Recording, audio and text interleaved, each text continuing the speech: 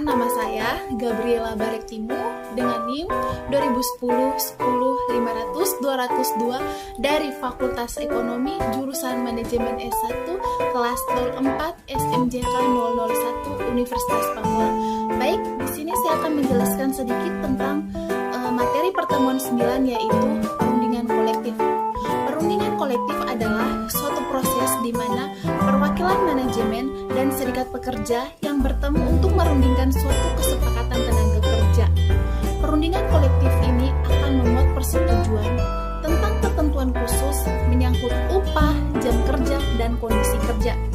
Selain itu, ada beberapa faktor yang mempengaruhi perundingan kolektif. Yang pertama, cakupan rundingan. Banyaknya buruh yang akan terkena hasil rundingan atau perjanjian kerja seperti dalam suatu departemen, divisi, perusahaan, atau keseluruhan karyawan yang ada dalam industri. Yang kedua, tekanan-tekanan perundingan serikat karyawan. Selain penggunaan taktik tawar-menawar, ada 3 tipe tekanan yang lebih kuat yang sering digunakan seperti pemogokan, mencegah atau menghalangi karyawan-karyawan yang ingin masuk kerja suatu diadakan pemogokan, dan yang terakhir, boycott. Faktor yang ketiga adalah peran pemerintah. Serikat karyawan dan buruh sering lebih mempersilahkan interferensi pemerintah untuk menyelesaikan berbagai masalah hubungan kerja mereka.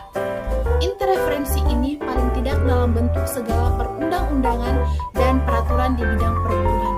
Dan faktor yang terakhir adalah kesediaan perusahaan untuk berunding secara terbuka dengan serikat karyawan ditentukan oleh kemampuan atau kekuatan perusahaan, filsafat kepemimpinan, gaya manajemen, dan kemungkinan menggunakan alat-alat pemaksaan seperti pemecatan, skorsing, demosi, dan sebagainya. Sekian penjelasan dari saya mengenai materi perundingan kolektif. Di sini saya akan menampilkan sebuah video di mana saya berperan sebagai karyawan dan pimpinan perusahaan. Ini dia videonya dan selamat menonton.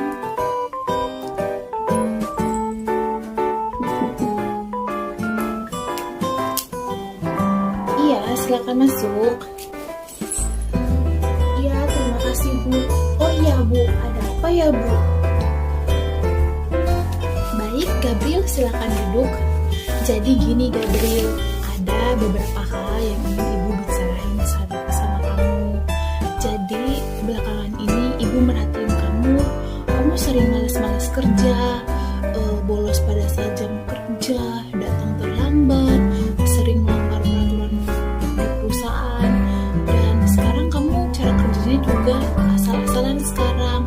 Apa yang sedang terjadi, Gabriel?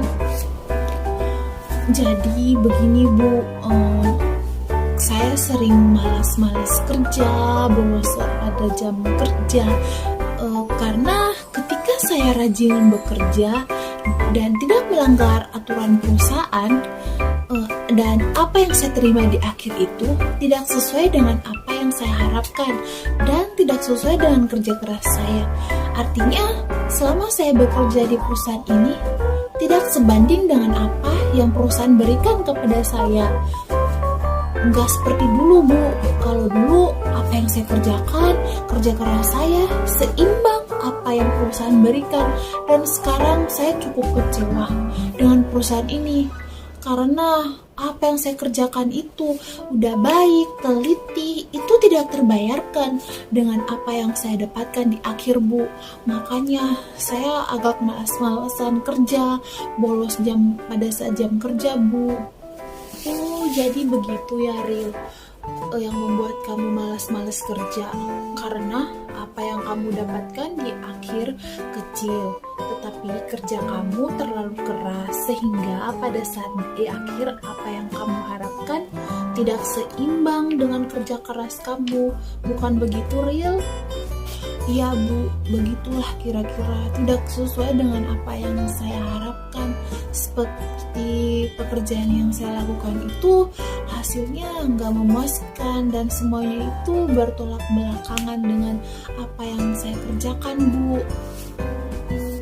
Jadi, begini Gabriel, kamu itu tahu nggak kondisi dunia saat ini? Saat ini, kita terkena dampak virus COVID-19. Virus COVID-19 yang menyerang pada tahun 2019 lalu membawa dampak buruk bagi perusahaan di Indonesia maupun di luar negeri. Dampaknya itu menyebar ke seluruh dunia yang menyebabkan omset kita menurun. Jadi begitu, daripada saya mem-PHK-kan karyawan saya satu persatu, yang mana pada saat saya mem-PHK-kan mereka dan dia tidak mendapat pekerjaannya, maka saya pertahankan dengan gaji yang kecil. Saya harap kamu mengerti dengan keadaan ini. Ya, beginilah keadaan perusahaan kita mengalami titik terendahnya. Semua perusahaan yang ada di Indonesia dan seluruh dunia pasti akan mengukuhkan bahwa pada tahun 2019 sampai saat ini perusahaan mengalami omset titik terendahnya. Jadi, begitu Gabriel, kamu jangan minder. Kamu harus mengerti bahwa biasanya gaji kamu yang terima saat itu, inilah perusahaan sanggup membayar dan memberikan kepada kamu karena omset perusahaan yang didapat sangat turun drastis. Jadi, Gabriel sendiri harus mengerti sebagai karyawan. Dan di sini saya sebagai pimpinan perusahaan hanya bisa memotivasi Gabriel. Bahwasannya, tolonglah, saya minta tolong kepada karyawan lainnya dan kepada Gabriel sendiri senantiasa mempertahankan dirinya di perusahaan ini dalam mengembangkan inovatif produk-produk terhadap konsumen yang sedang berlangganan pada masa pandemi ini. Jadi, ketika nantinya negara ini sudah pulih, saya akan menaikkan intensif dan gaji para karyawan yang mana pada tahun sebelumnya dan pada tahun 2022 ini akan mengalami omset kenaikan, maka saya akan menaikkan intensif dan gaji para karyawan yang terkena dampak COVID-19 ini yang sedang bertahan. Oh, jadi begitu ya Bu. Oke lah, saya mengerti Bu. Terima kasih banyak Bu atas perjuangan Ibu untuk mempertahankan kami di masa pandemi ini. Ya, kalau dipikir-pikir, jika Ibu tidak mempertahankan kami mau kemana? Kami mau cari kerjaan di mana? Dan arah tujuan kami pun gak tahu kemana. Dan kami pun tidak mempunyai apa-apa buat membiayai kehidupan kami sehari-hari. Jadi saya mewakili teman-teman karyawan memohon maaf kepada Ibu atas perkataan saya yang kurang sopan dan sudah lancang kepada Ibu. Mau gimana lagi ya Bu? Saya harus bicara jujur kepada Ibu biar kita sama-sama enak. Jadi nggak ada kayak rahasia antara karyawan dan pimpinannya Bu. Sekali lagi saya terima kasih banyak dan mohon maaf ya Bu bila perkataan saya ada yang menyinggung atau menyakiti perasaan Ibu. Oke, sama-sama Gabriel. Sebelumnya Ibu minta maaf juga karena mungkin di masa pandemi ini Ibu tidak bisa memberikan yang terbaik, tapi Ibu sudah berusaha semaksimal mungkin sehingga karyawan yang lain bisa Ibu gaji dan bisa mencukupi kebutuhan kita sehari-hari. Kamu semangat ya, tetap semangat bekerja.